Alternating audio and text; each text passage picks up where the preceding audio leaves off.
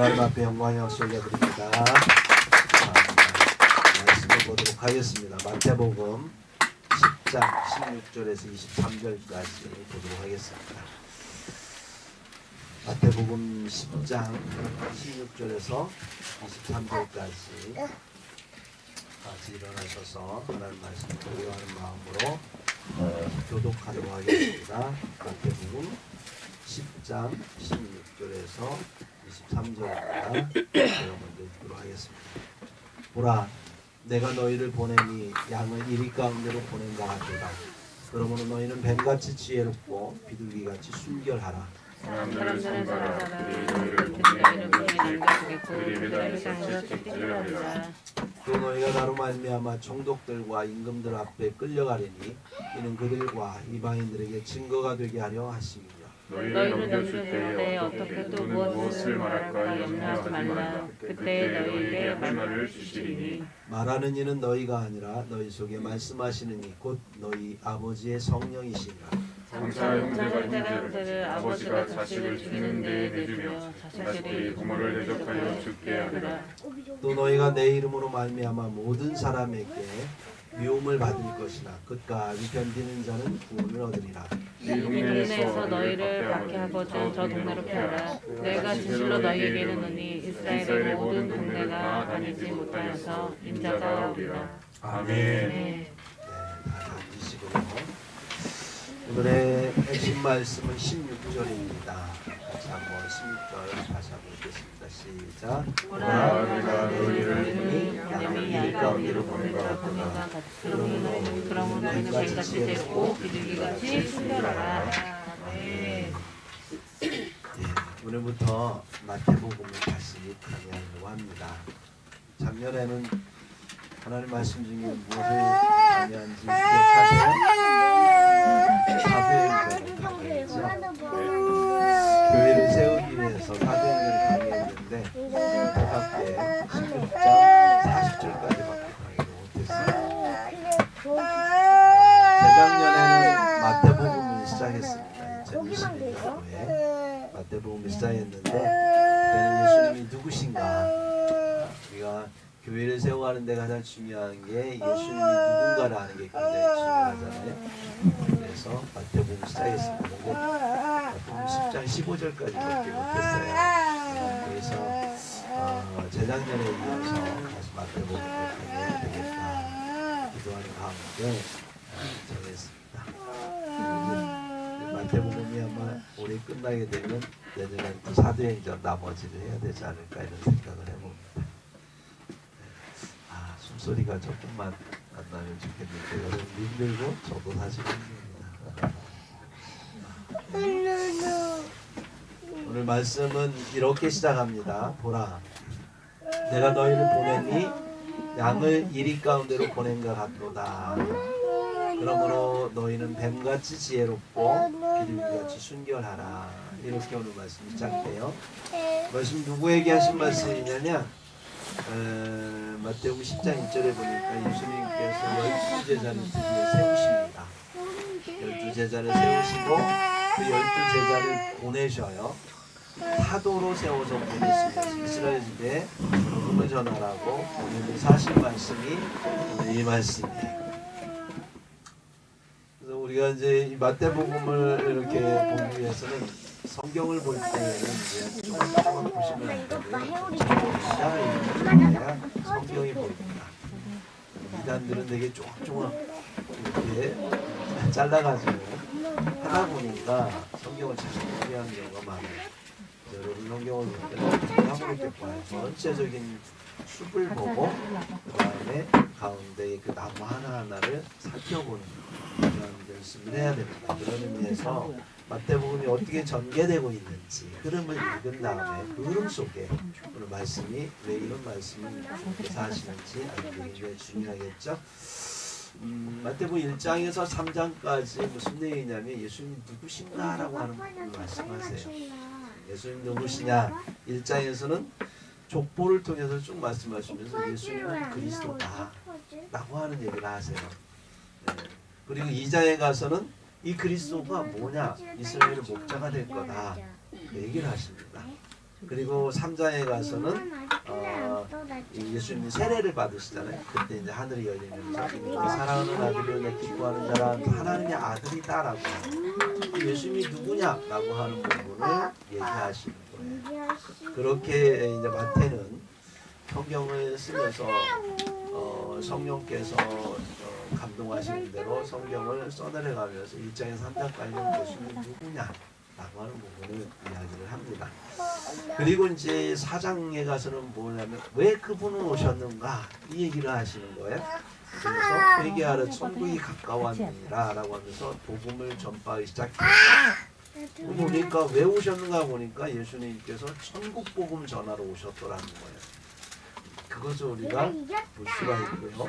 그 다음에 그 천국 복음을 전하러 가까이 오셨어요. 예수님이 계신 곳에 천국이 이루어지는 겁니다. 여러분 아무리 대궐 같은 집에 살아도 예수님 계시지 않으면 그것은 천국이 아닙니다. 네. 아무리 초라한 초가집에 살아도 그곳에 예수님 계시면 천국입니다. 하나님 나라는 하나님이 계시기 때문에 하나님 나라인 거예요. 여러분 착각하시면 안 돼요. 풍성하다고 우리가 원하는 모든 것이 있다고 그래서 그것이 하나님 나라가 될 수 없어요. 하나님 나라는 예수님이 계신 것, 하나님이 계신 것이 하나님 나라입니다. 그러므로 천국이 가까이 왔다라고 하는 것은 하나님 나라가 가까이 왔다는 것은 예수님이 오셨다는 거예요. 너희 아래 가까이 오셨다는 거예요. 그럼 예수님이 오셔서 우리에게 천국 복음을 맛보는 삶에 대해서 언급하셨어요. 그게 5장에서 7장까지 되어 있습니다. 예, 그러면서 5장에서 이제 여러분 잘 아시는 것처럼 산상수훈을 말씀하세요. 예, 심령이 가난한 자는 복이 있나니 천국이 저희 것이며 하시면서 말씀을 시작합니다. 예, 그러면서 그 팔복의 내용을 좀 듣다 보면 전혀 우리가 생각하는 것과 다른 정말로 듣도 보도 못한 그런 말씀을 예수님이 시작하세요. 네, 심령이 가난한 자는 복이 있다. 어떻게 가난한 자가 복이 있을까요? 이제 복이 있답니다. 천국이 저희 것이랍니다. 애통하는 자는 복이 있나니 저희가 위로를 받을 것입니다. 어떻게 애통하는 자가 복이 있을까요? 네, 위로하는데요. 전혀 이 세상의 가치와 다른 얘기 같습니다. 온유한 자는 복이 있나니 저희가 땅을 기업으로 받을 것이며 예. 여기에서 온유하게 다른 사람들한테 부드럽게 뭐 이렇게 하면요 사기당하기 쉽습니다. 그런데 주님 그렇게 말씀하십니다. 의에 줄이고 목마른 자는 복이 있나니 저희가 배부를 것이며 긍휼히 여긴 자는 복이 있나니 저희가 긍휼히 여김을 받을 것이며 마음이 청결한 자는 복이 있나니 저희가 하나님을 볼 것이며 화평케하는 자는 복이 있나니 저희가 하나님의 아들이라 일컬음을 받을 것이며 의를 위하여 핍박을 받는 자는 복이 있나니 천국이 저희 것입니다. 주님께서 그렇게 말씀을 하세요. 그러면서 이 하나님 나라 천국 복음에 대하여 하나님 나라의 그런 삶의 양식에 대해서 우리에게 소개를 하세요. 그렇게 살아가는 것이 하나님 나라다라고 하는 것이죠. 그렇게 그 예수님의 말씀에 동의된 사람들, 동의한 사람들을 부르세요. 그 말씀을 믿고 신뢰하고 잘 이해는 안 가도 따라다니면서 그 말씀을 배우고 훈련하려는 사람들, 그 무리들이 따라다니는데 그 무리들 중에 주님께서는 12명의 제자를 삼으셨습니다. 그게 10장에 나오는 내용, 8장에서 10장에 나오는 내용입니다. 8장에서는 예수님의 천국 복음의 말씀 믿고 따르는 자를 부르시는 내용이 나온다면 9장에서는 그 사람들을 갖다가 뭘 할 거냐, 새 포도주 예수님으로 말미암아 새롭게 된 사람들을 새 부대에 담겠다. 이스라엘 나라가 아닌 새로운 교회를 담겠다라고 하는 주님의 계획을 말씀하세요. 새로운 시대가 올 거라는 거지요. 하나님 나라로서의 회복이 일어날 것을 말씀하세요. 네, 그리고 나서 10장 오늘 우리가 말씀을 하는 데 있어서 12제자를 불러서 이제 사도로 세워서 부르십니다. 제자로 부르시고 사도로 보내세요. 네, 그래서 예전에 우리가 고을에 그 왕이 보낸 그런 그 지방관을 뭐라고 하냐면 사또라고 불렀죠. 사또가 사도라는 것이죠. 격음화돼서 사도라고 불렀는데 어쨌거나 왕으로부터 명을 받고 이렇게 보내심을 받은 자, 그가 바로 사도입니다. 그래서 예수님도 왕 중의 왕이시기 때문에 그분이 사람들에게 파송할 때에는 당신의 어떻게 보면 그 예수님을 대신해서 보내는 거죠. 우리도 마찬가지예요. 근데 물론 우리 특별하게 뭐 사도라 부르면 안 되겠지만 요즘에 그런 얘기하면 이단이나 찍힙니다. 그러나 하여튼 우리도 사도라고 부르심 받을 수 없지만 그러나 보낸 받은 자로서 우리도 사도와 같은 역할을 해야 된다는 것을 우리가 알아야 되겠습니다. 말씀을 그러면 쭉 보니까 어떠십니까? 예수께서 누구냐? 그분이 왜 왔느냐? 예수님은 하나님의 아들로서 그리스도로서 이 땅에 오셔서 천국 복음을 전하러 왔구나. 근데 그 천국이라고 하는 것이 무엇이냐? 전혀 이 땅과 다른 가치들을 갖고 있는 그런 나라구나라고 하는 것을 가르치시고 거기에 동의된 그런 제자들을 불러서 훈련을 시키시는데 사람들에게 그 복음을 들고 나가 전하도록 하는 그 내용의 흐름을 쭉 우리가 볼 수가 있어요. 예수님이 오신 목적은 뭘까요? 이 땅에 천국 복음을 전하러 오신 거예요. 우리를 주님의 백성을 만드셔서 주님의 나라 천국으로 우리를 이끄시는 게 하나님의 뜻이고 예수 그리스도의 오신 목적이다라고 하는 것입니다. 그래서 하나님 주님께서 이 땅에 새 포도주를 갖고 새 부대에 담기 위해서 주님께서 십자가에 달리시고 부활하셔서 만든 비로소 성령께서 이 땅에 임하셔서 만든 새 부대가 뭐냐면 교회라고 하는 거예요. 그래서 주님의 뜻은 뭐냐면 결국은 교회를 세우는 거예요. 이 땅에 교회를 세워서 사람들로 하여금 전국 복음을 듣게 하고 그들로 하여금 하나님 나라에 나중에 예수께서 오시면 그 교회가 들림받아서 하나님 나라로 가는 것입니다. 그래서 주님의 이 땅에 오셔서의 삶의 목적은 교회를 세우는 거예요. 우리 또한 이 땅 가운데서 세워야 될 게 교회라고 하는 거예요. 교회는 너무 귀중한 것입니다. 세워두고만 안 세워도 그만이 아니에요. 교회를 세우기 위해서 가장 첫 번째 조건이 뭐냐면 내가 성전이 되는 겁니다. 너희 안에 성령이 거하신 줄 알지 못하느냐? 너희가 성전임을 알지 못하느냐? 왜요? 우리 안에 성전이 거할 때 성령께서 계신 거예요. 우리가 성전이 되는 거예요. 성전과 성전이 모여서 예수 그리스도를 모퉁이돌로 하여금 예수님이 모퉁이돌이 되시고 그 위에 우리가 벽돌로 하나하나씩 쌓으시면서 서로가 연결되고 결합되고 하나됨으로 인하여 교회를 세우시는 겁니다. 주님은 이 땅 가운데 그렇게 교회를 세우기 위해서 오셨고 그 일을 위해서 십자가에 달리셨습니다. 그 열매가 바로 저와 여러분이 믿습니다. 아멘. 예. 그래서 우리는 교회 세우는 것이 우리 인생의 목적입니다. 만약에 우리가 구원받는 개개인의 구원에서 멈추는 거라면 우리는 구원받는 순간 그냥 하늘나라로 가야 됩니다. 이 땅에 뿅 사라지든지 영혼이 떠나든지 뭐 해야 되는데 여전히 우리는 예수 믿고도 이 땅에 있어요. 그리고 이 땅에 우리는 살아가고 있습니다. 근데 왜 그냥 뭐 예수 믿고 그냥 살아가라고요? 아니요. 교회를 이루라고. 그래서 우리의 예수 믿기 전과 예수 믿기 후에 우리의 삶의 목표는 전혀 달라지는 거예요. 예수 믿기 전에는 내 행복을 위해서 사는 게 우리의 목적입니다. 그래서 어떻게 이 땅에서 좀 더 많이 누려볼까? 좀 더 나 자신을 중심으로 세상을 돌려볼까? 그게 우리의 최대의 목적이라면 예수 믿고 난 다음에 예수는 우리에게 주시는 우리를 세상에 보내시면서 우리에게 이루시고자 했던 보내심의 목적은 교회를 세우는 거다 하는 거예요. 여러분 그런데 주님은 걱정하세요? 우리도 걱정이죠. 교회 세우는데 왜냐? 주님께서 보내셔서 세워야 될 교회, 세상에 세워야 될 교회. 근데 그 세상을 보니까 주님이 바라보는 세상은 어떤 세상인가? 16절에 한번 볼까요? 뭐라고 있는지. 시작. 보라, 내가 너희를 보내니 양을 이리 가운데로 보낸가 같도다. 네. 주님이 바라보시는 세상 사람들의 모이는 세상은요. 이리떼들이 우글거리는 세상이잖아요. 맹수들이 우글거리는 세상. 이게 바로 주님이 바라보시는 세상입니다. 왜 세상은 그렇게 맹수 같은 사람들이 많아졌을까요? 성경은 얘기합니다. 하나님은 싫어하니까. 하나님을 싫어하면 그 빈 곳에 하나님이 계셔야 될 마음의 빈 곳에 누가 들어가냐면 공중 권세를 잡은 사단의 영향력이 그들에게 미치게 되는 거예요. 결국 사단의 영향력이 그들에게 미치게 되면 그들은 세상을 어떻게 생각하냐면 힘이 곧 법이라고 생각해요. 사랑이 법이 아닙니다. 하나님 나라는 법이 뭐냐면 사랑이 법이에요.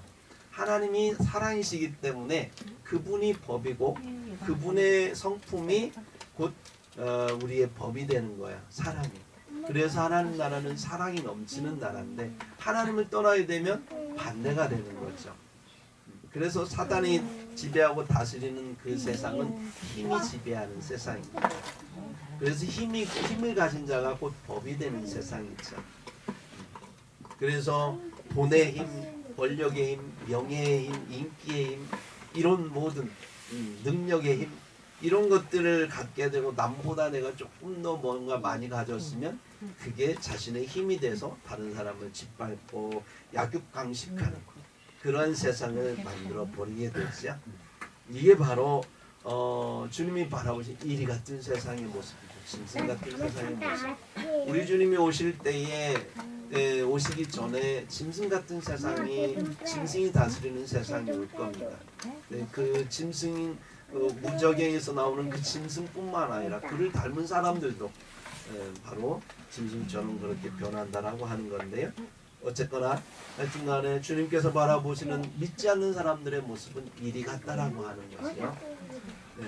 그들은 하나님을 싫어하는 마음을 갖고 있습니다. 그 다음에 로마서 1장 28절에서 32절에 보니까 그들이 마음에 하나님 두기를 싫어하며 하나님이 어떻게 하셨냐면 그들을 그 상실한 마음대로 내버려 두셨대요. 그랬더니 그들이 합당하지 않은 일을 하게 되는데 그 모습이 모든 불의, 추악, 탐욕, 악의가 가득한 자요, 시기, 살인, 분쟁, 사기, 악독이 가득한 자요, 수군수군하는 자요, 비방하는 자요, 능욕하는 자요, 교만한 자요, 자랑하는 자요, 악을 도모하는 자요, 부모를 거역하는 자요, 우매한 자요, 배약하는 자, 약속을 배신하는 자, 무정한 자, 무자비한 자, 이런 사람들이 됐다라고 하는 겁니다. 이런 사람들이 우글거리는 세상이라는 거죠. 근데 이런 것들이 사형에 해당한다고 안돼요. 알매도 불구하고 자기들만 행할 뿐 아니라 그런 일을 행하는 자들을 옳다 잘한다 라고 칭찬을 하는 그런 세상, 참으로 무자비한 그런 무법한 세상, 잔인한 세상이 바로 하나님을 싫어하는 사람들이 만들어내는 이리 같은 세상이죠. 맹수들의 그러한 모습이 되어버린 인간들의 모습인 거예요. 이러한 곳에 우리를 보내신다. 주님의 제자들을 보내시는 거, 얼마나 보내시는 주님의 마음이 참 많이 짠하고 힘들겠어요. 그렇죠? 온 세상에 보내는 게 아니라 예수를 믿었더니 교회를 세우라고 보내는 그 세상은 그러한 세상이죠. 근데 그 제자들도 사실은 이런 사람들이었거든요. 하나님을 떠나 있던 사람들. 저 여러분도 마찬가지로 이리 같은 사람들이었습니다.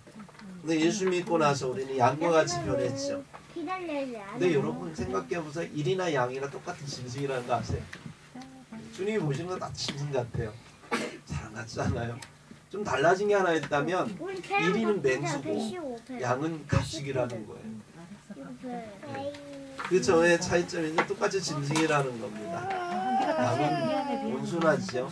다른 짐승은 해하지 않습니다. 양은 오히려 약해서 다른 동물들에게 잡아먹힐 망정 다른 동물 잡아먹진 않죠. 어떤 면에서 예수 믿고 나서 우리가 가지고 있던 이빨이 다 빠진 것 같고요. 예수 믿고 나서 우리 마음에 가졌던 발톱들 다 빠진 것 같아요. 여러분 아무리 호랑이가 무서워도 이빨 빠지고 발톱 빠진 호랑이는 무섭지 않아요. 마치 이리의 모습을 갖고 있지만 어쩌면 우리가 양이라고 보지만 우리는 예수 믿고 나서 이빨 빠지고 발톱 빠지고 그러한 아무것도 아닌 존재가 될 수도 있다는 거죠. 주님이 감사하게도 우리를 발톱 빠진 이리로 보지 않고 양으로 보고 있다는 거예요. 양은 뭐예요? 희생의 제물이다. 화평케 하는 자로서 희생의 제물로 쓰여진 존재. 우리를 주님께서 세상에 보내실 때에 비록 우리가 희생하는 존재로 보내시지만 주님은 우리를 통하여 세상을 구원하기를 원하신다라고 하는 것입니다. 우리가 어떻게 그렇게 이리 같은 존재에서 양같이 변했을까요?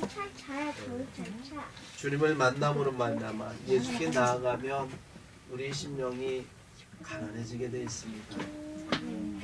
주님께 나아가서 심령이 가난해지다 보면 주님 만나다 보면 작은 죄까지도 애통해하는 마음 생길 수 있어요. 하늘을 우러러 한 점 부풀어 먹기를 잎새 있는 바람이 나는 괴로워했다. 그것이 여러분 다 아시죠? 그 잎새 있는 바람에도 괴로워했다. 하나님을 만났던 그 시인의 그 마음은 하나님을 만나기 전에 그 마음은 정말로 한 점 부끄러며 잎새 있는 바람에도 한 점 부끄러 먹기를 간절히 소망하면서 주님 만날 준비를 했던 모습을 볼 수 있습니다. 우리는 그렇게 정말로 세상 사람들은 죄라고 여기지 않는 것까지도 우리는 죄라고 생각하며 하나님 앞에서 애통하는 모습. 그러나 그것을 주님은 긍휼히 여기시고 은혜를 베푸시고 우리를 죄 앞에서 그 애통함에 위로를 해주십니다. 어느 순간에 그러한 은혜를 우리는 더 사모하게 됐어요. 죄를 벗어나서 하나님 은혜 가운데 기뻐하며 사는 모습이 익숙해진 사람들, 그렇게 내 마음의 분노를 없애고 싶어도 없어지지 않던 분노가 예수님 만나고 죄를 해결함 받고 나면 행복해져요. 그래서 온유해집니다. 하늘나라의 그 소망이 생기는 거죠. 온유한 자는 복이 있나니 내가 땅을 기업으로 받을 것이라는 소망을 갖게 되는 거예요. 의에 졸이고 목마른 그러한 하나님 나라의 의를 소망합니다. 세상의 정의가 아니라 하나님 나라의 의, 십자가를 통하여서 정말 죽을 수밖에 없는 죽었던 영혼들을 구원하신 그 하나님의 의를 소망하는 그러한 세상이 정말로 행복한 그런 하나님 나라다라고 알기 때문에 거기에 우리는 더욱 줄이고 목마른 마음을 갖고 있는 것이요. 그래서 세상 사람들을 보면 그 세상 사람들이 너무나 긍휼히 불쌍히 여겨지는 마음 생기는 거예요. 나 같은 죄인인데 나는 구원받았지만 저는 구원받지 못해서 죄 가운데 저렇게 발버둥치는 모습이 너무나 불쌍한 거죠. 그 마음으로 가득 찼던 우리들의 마음과는 어느 순간 예수님처럼 청결해지고 이제 우리에게 남은 소망은 뭐예요? 하나님 만나는 것. 그 마음이 정결한 자는 복이 있나니 저희가 하나님을 볼 것입니다. 하나님을 봐도 기뻐하며 주님을 만날 수 있는 준비가 된 자, 그게 바로 정결한 마음을 가진 자지요. 그런 마음을 가진 자는 싸움을 싫어합니다. 그래서 어디에도 갈등이 일어나고 싸움이 일어나면 화평케 하고 싶어서 자신의 몸을 녹이죠. 예수님처럼 그렇게 합니다. 그래서 그러한 하나님의 의가 세워지기 위해서 핍박을 받더라도 뭐에 대해서 능히 예수님처럼 자신을 드릴 수 있는 그런 마음의 자세를 갖게 되는 거예요. 이 순간 우리는 예수 믿고 나서 이리의 모습에서 양의 모습, 희생의 제물이 되어버린 양의 모습을 갖게 되었다라고 하는 거예요. 이러한 양 같은 우리들을 주님께서 맡으시고 결국 주님은 우리를 천국으로 바로 데려가지 않고 이 땅에 남기셔서 하나님 나라를 세우시게 했던 것은 아직도 주님을 알지 못해서 그렇게 이리처럼 사랑하는 사람들을 주께서는 구원하기를 원하셨던 겁니다. 그래서 디모데전서 2장 4절에 보니까 하나님은 모든 사람이 구원을 받으며 진리를 아는 데 이르기를 원하신다. 그래서 주님께서는 이방인들을 구원하기 위해서 주님께서 우리를 보내신다라고 하는 거예요. 오늘 18절에 보니까 이는 그들과 이방인들에게 증거가 되게 하려 하심이라 이렇게 말씀하고 있습니다. 예수님의 증인이 되게 하기 위해서 주님은 우리 부르셨다는 거예요. 근데 문제가 하나 있죠. 우리가 예수님처럼 참 능력도 있고 예수님처럼 뭔가 이렇게 하나님 앞에서 정말 뭔가 보여줄 만한 그런 것이 있었으면 좋겠는데 아까 말씀드렸던 것처럼 우리는 이빨 빠진 호랑이처럼 발톱 빠진 호랑이처럼 아무것도 갖지 않은 오히려 그러한 순전한 모습으로 그들의 재물이 될 수밖에 없는 모습으로 나아간다라고 하는 거예요. 그래서 세상 사람들 우리를 보면서 두려워하지 않아요. 어떤 이들은 조롱하지요. 오히려 사람들은 제자들을 데려다가 공의에 잡아서 넘겨주기도 하고요. 그들의 죄가 없음에도 불구하고 그들을 예수를 전한다는 이유로, 천국 복음을 전한다는 이유로 회당에서 채찍질까지 합니다. 그리고 그들을 총독들과 임금들 앞에 끌어다가 그들을 갖다 재판하게 하는 이런 일들이 벌어진다라고 하는 거예요. 오늘날은 그러한 우리나라에는 그러한 일은 아직은 없지요. 여전히 이러한 예수 교회가 없는 그런 나라들, 이슬람이라든가 뭐 그런 나라들 국가들에서는 여전히 그런 일이 벌어지고 있는데, 어쨌거나 뭐 크고 작은 예수를 믿음으로 말미암아 천국 복음을 소유한 자로서 고난이 있다라고 하는 것을 주님이 말씀합니다. 왜냐하면 세상은 이리 가기 때문에 그렇죠. 이 고난이 나중에 예수님 오실 때가 되면 여러분 참 슬픈 그런 상황이 벌어지기도 합니다. 21절 22절 한번 보세요. 주님께서 오실 때 어떤 일이 벌어지냐면, 장차 형제가 형제를, 아버지가 자식을 죽는 데에 내주며 자식들이 부모를 대적하여 죽게 하리라. 또 너희가 내 이름으로 말미암아 모든 사람에게 미움을 받을 것이니 끝까지 견디는 자는 구원을 얻으리라. 이 동네에서 너희를 박해하거든 저 동네로 피하라. 내가 진실로 너희 이르노니 이스라엘의 모든 동네를 다 다니지 못하여서 인자가 오리라. 예수님 다시 오신답니다. 그런데 안타까운 건 예수님 오실 때 어떤 일이 벌어지냐면, 외부의 핍박뿐만 아니라 내부에서도, 가족 내에서조차도 서로 배반하고 서로 죽는 데 내주는 일들이 있답니다. 어떻게 그런 일이 있을 수 있을까요? 네, 우리는 경험했어요. 코로나를 통해서 잠깐 경험하는데 너무 참 무섭더라고요. 우리 민우가 초창기에 갑자기 코로나에 걸렸어요. 전화를 해서 코로나 걸렸습니다 했더니 하얀 옷 입은 분들이 4분이 오셨나요? 2분이 오셨나요? 2분이 오셔가지고는 들어오지도 않고서나 문 열자마자 그냥 체포하듯이 끌고 가버렸어요. 그리고 열흘 동안 얼굴도 못 봤어요. 그래도 우리 민호는 살아왔기 때문에 다행이죠. 그냥 심하게 걸려서 돌아가신 분들은 얼굴도 못 보고 그냥 화장해가고 묻어버렸다는 얘기를 들었을 때 너무 무섭지 않아요? 비인간적인 현상들이 이렇게 벌어졌잖아요. 근데 이 전염병에 걸리니까 가족도 소용없는 거예요. 이렇게 자연스럽게, 그리고 그것을 우리는 동의할 수밖에 없는 거지. 왜냐하면 접촉하면 이 전염병이 퍼지다 보면 가족들 가운데도 문제가 되고, 가족뿐만 아니라 그 사람들이 또 일하는 일터도 문제가 되고 막 그러니까, 그것을 방지하기 위해서 가족 간에도 결혼시키고 죽음에 이르러도 그것을 철저하게 격리해서 하려는 그 사회가 됐을 때 사람들은 동의하지 않을 수 없는 상황이 되었던 거예요. 여러분 보시죠. 나중에 예수님 오실 때에 그러한 일이 벌어진다면 우리 안에서 마치 우리가 이번에도 우리가 경험했듯이요, 교회에서 예배드리는 것이 마치 전염병의 숙주가 된 것이냐, 사람들은 두려워하면서 예배드리는 것을 되게 반대했었죠. 마지막 때 가면 그런 일들이 수두룩하게 벌어질 것입니다. 전염병은 끝난 게 아니라 더욱더 지속될 거예요. 주기가 더 빨라질 것이고 많은 일들이 벌어질 거라는 거죠. 그럴 때 여러분 정말 우리가 개인적으로 혼자 예배해야 될 때는 올 수도 있고요, 가족을 못 만나고 예배할 때도 올 수도 있는 거예요. 그러나 분명한 것은 끝까지 견디는 자는 구원을 얻으리라. 인자가 오겠다. 이 복음, 천국 복음을 우리가 붙들지 않으면 다들 넘어질 것입니다. 그때 가면 내가 믿음이 있다고 했던 하면 다 넘어질 거예요. 예수님이 곧 오신다라고 하는 그 믿음을 끝까지 붙드는 자만 견디고 살아남는, 주님은 그 믿음을 보시고 하나님께서 우리를 이끄실 텐데요. 여러분, 이리 같은 세상 가운데 우리가 던져질 수 있다라고 하는 거예요. 세상은 요한복음 15장 18절 19절 보니까 세상이 너희를 미워하면 너희보다 먼저 나를 미워한 줄 알라, 이렇게 말씀하고 있습니다.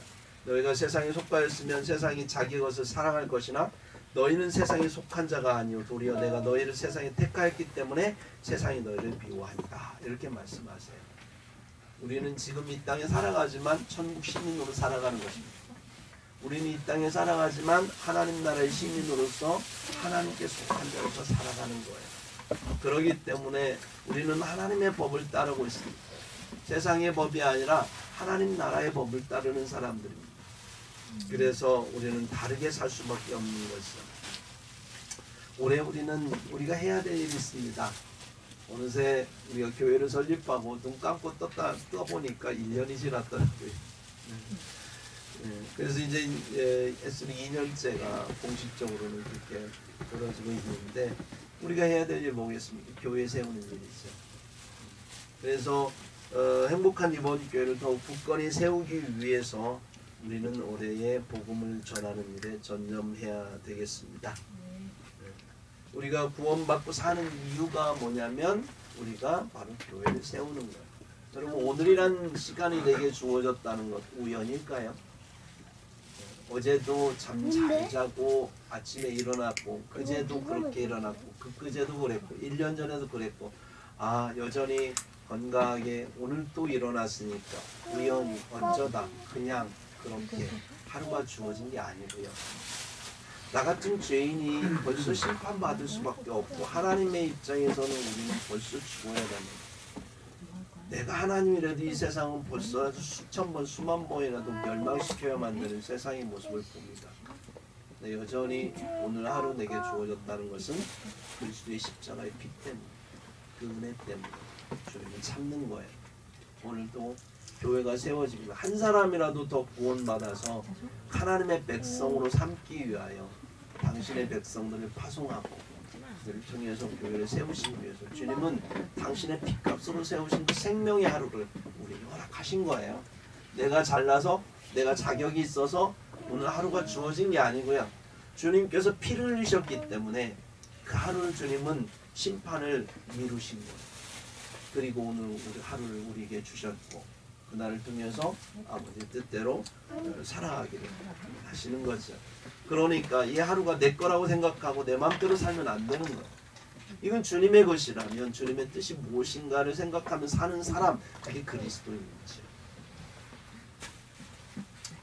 그래서 우리가 복음을 전하는 데 있어서 하루하루 살다 보면 우리가 정말로 이 제자들이 우리 사도들이 경험했던 그러한 만큼의 고통은 안 겪을지라도 한국 사회에서 적어도 욕을 먹을 수도 있어요. 우리가 면박을 당할 수도 있고요. 자존심 상하는 일도 많이 생길 수 있어요. 우리는 어떻게 보면 작은 빗방에도 훈련되지 않아서 그냥 누군가로부터 예수 때문에 우리가 욕을 얻어먹는 거에 대해 굉장히 두려워하는 마음이 제 안에도 있고 여러분 안에도 있는 것 같습니다. 여기에서 우리는 주님을 위해서 기꺼이 내가 욕을 먹을 수 있는 그런 담대한 믿음이 우리 안에 있기를 주님은 바라십니다. 주님은 우리의 모습을 다 보고 계세요. 너희가 세상에서 나를 부인하면 주님도 천사들 앞에서 우리를 부인하실 것입니다. 세상에서 주님을 우리가 인정하고 주님을 자랑하면 주님도 천사들 앞에서 우리를 자랑하실 것입니다.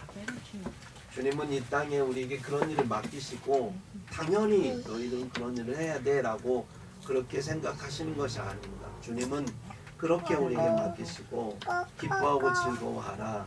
마태복음 5장 12절에 보니까 하늘에서 너희의 상이 크니라. 상급을 주시겠다.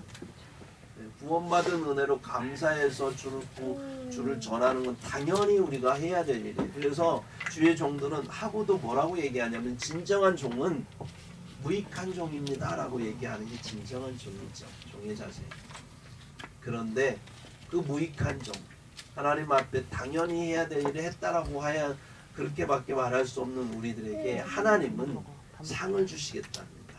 상이 큰 상이다라고 말씀하고 있어요. 교회 세우는 일은요 하나님께서 상 주시는 일입니다. 여러분 이 땅에 태어날 때 참 때로는 참 처음에 주를 모를 땐 참 불평불만이 많았어요. 네요.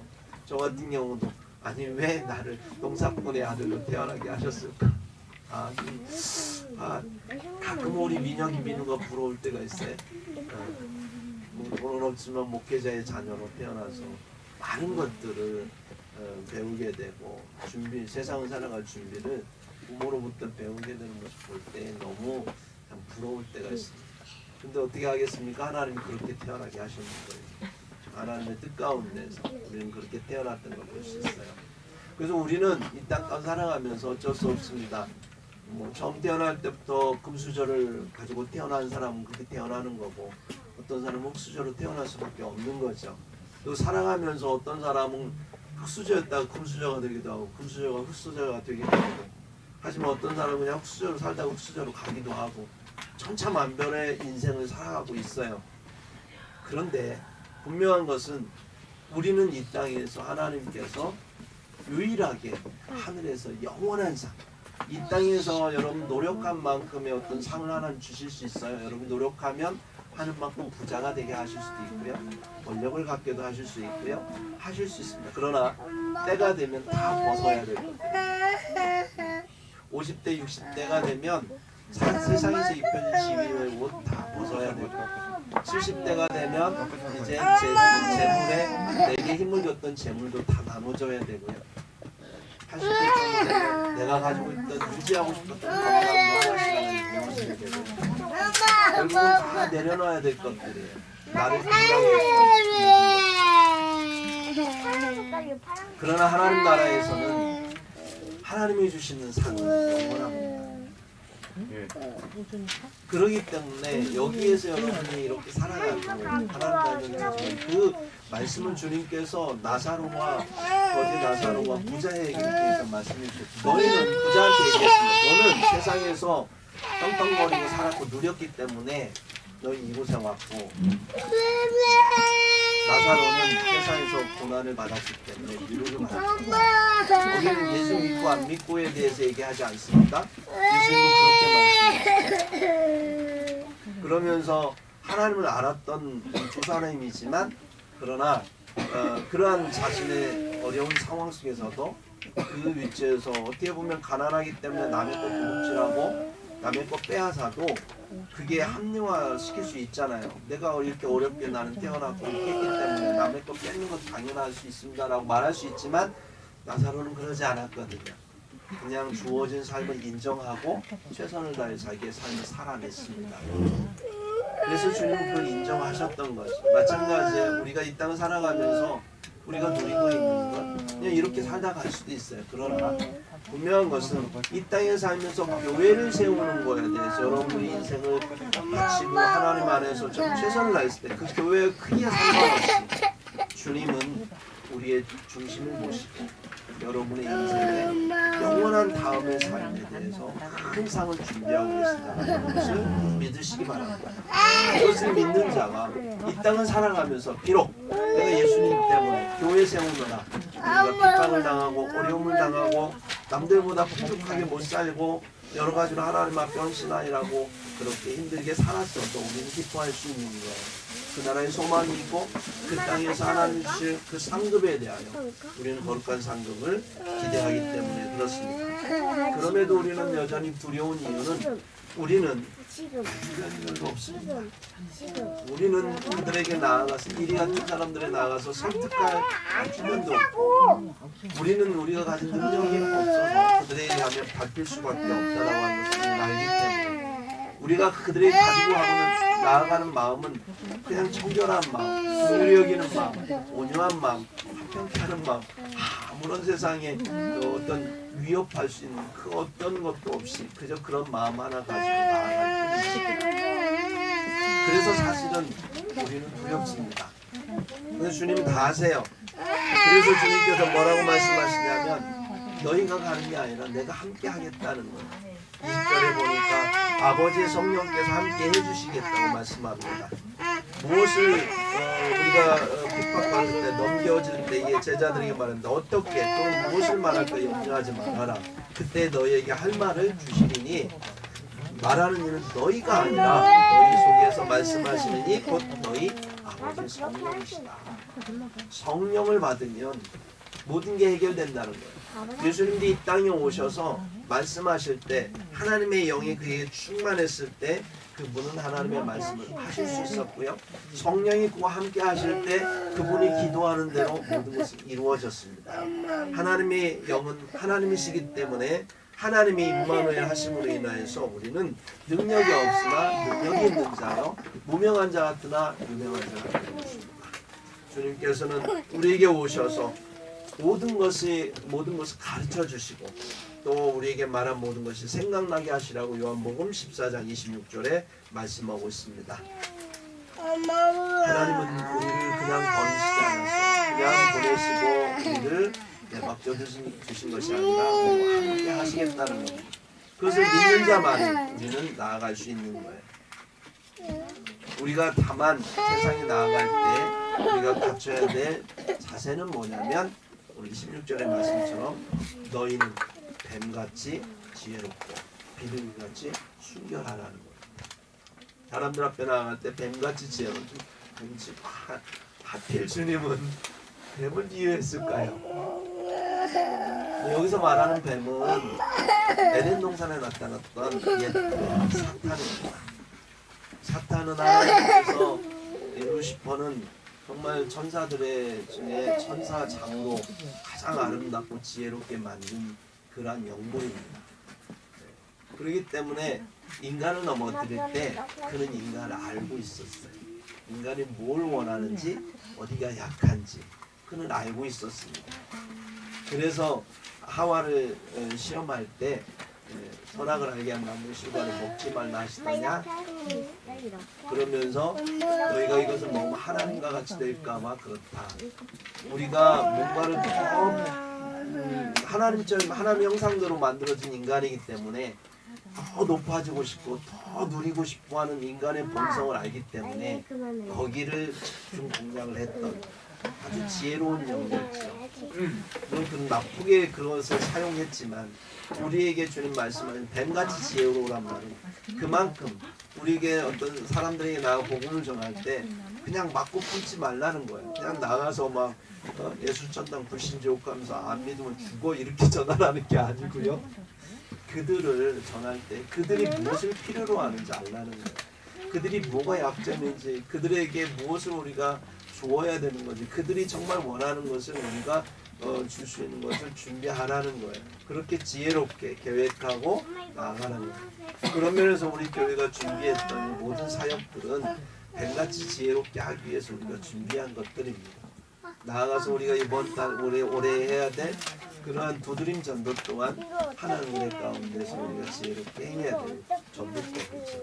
여러분 그러면서 주님은 또 한 가지 동시에 해야 될 게 뭐냐면 비둘기같이 순결하라는 겁니다. 여러분 비둘기 하면 떠오르는 게 뭐냐면 예수님께서 십자가에 그 세례를 받으실 때 하늘에서 내려온 것처럼 비둘기 형상처럼 되는 성령을 비둘기 하면 순수한 평화를 말하죠. 순수함을 말하고 순결함을 말합니다. 그렇기 때문에 우리가 어떤 사람을 전도할 때 사람들은 다 알아요.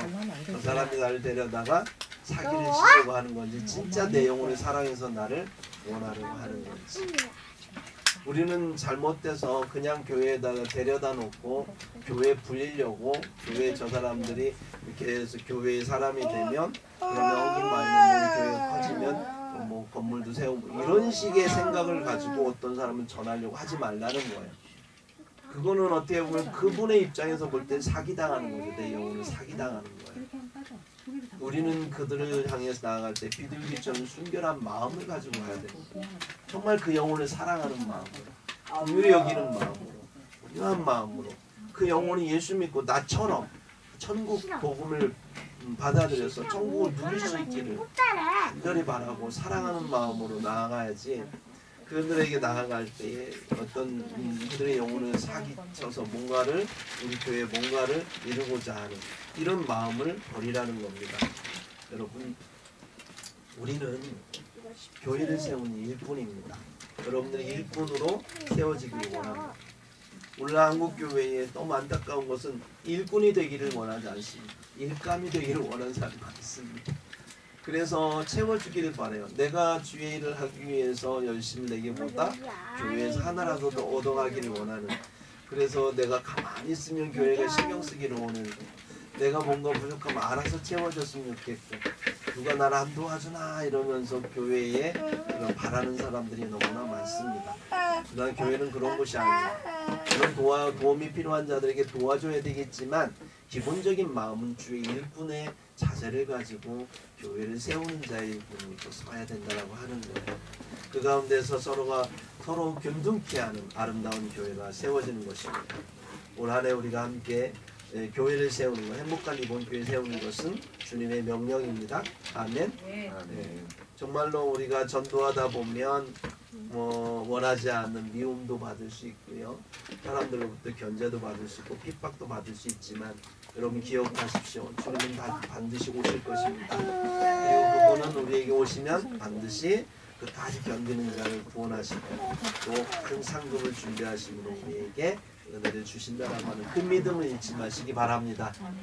여러분 고린도전서 10장 13절에 이렇게 말씀합니다. 사람이 감당할 시험 밖에는 너희에게 당한 것이 없나니 오직 하나님은 미쁘사 너희가 감당하지 못할 시험 당은 허락지 아니하시고 시험 당할 쯤에 또한 피할 길을 내사 너희로 능히 감당하게 하시느니라.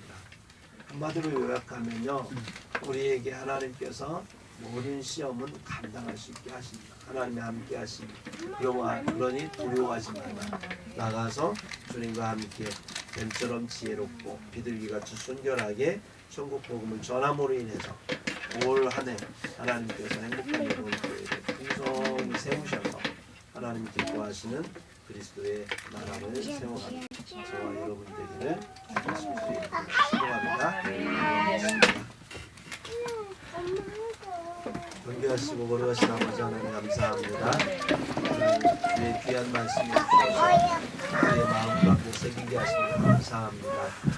성도들의 가슴 속에 정말로 주님의 말씀하신 대로 뱀처럼 지혜롭게 비둘기같이 순결하게 천국 복음을 들고 나아갈 수 있도록 우리가 먼저 주님의 천국 복음을 소유하게 하시고 하나님 나라를 경험하게 하시고 나아가는 넘치는 그 사랑으로 우리 이웃을 축제를 인도하는 이 행복한 이번 교회 성도들을 되게 하여 주시옵소서. 그러면 하나님의 일꾼으로서 그것의 일꾼으로서 하나님의 쓰임받는 우리 모두가 되는 행복한 이번 교회가 되도록 축복하여 주십니다. 예수 그리스도의 이름으로 기도합니다.